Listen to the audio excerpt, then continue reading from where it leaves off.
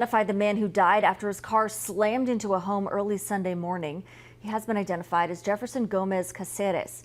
He was 18 years old. The car plowed through two sections of chain-linked fencing before hitting the side of a home near 31st and Hamilton. The homeowner and his family rushed outside to check on the driver, but there was nothing they could do.